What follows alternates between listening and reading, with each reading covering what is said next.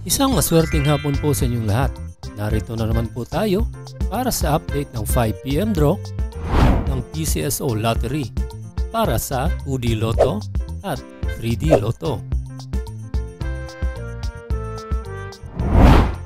Bago po tayo magsimula, maaari po kayong mag-like, share, at subscribe para po updated kayo sa mga PCSO draws araw-araw. Okay, simulan na po natin. Para sa 2D Lotto, ito po ang mga winning combinations: 19 and 3 in exact order. Pwedeng manalo ng 4,000 pesos pag nag-match ang inyong mga numero in exact order.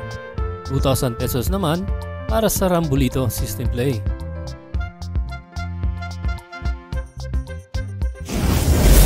Para naman sa 3D Lotto, ito po ang mga numerong lumabas: 3,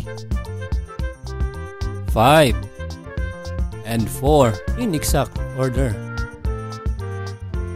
Pwedeng manalo ng 4,500 pesos pag nag-match ang inyong mga numero in exact order. 750 to 1,500 pesos naman para sa Rambolito System Play.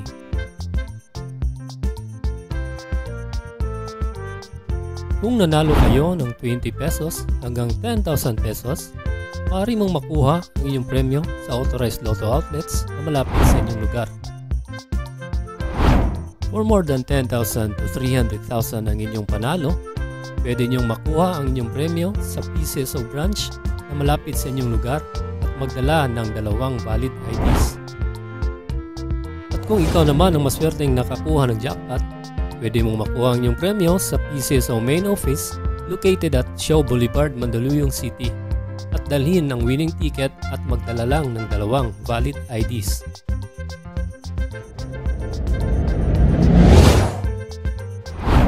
Congratulations po sa lahat ng nanalo at magkita-kita po tayong muli mamayang gabi para sa 9 PM draw. Maraming salamat po sa panunood.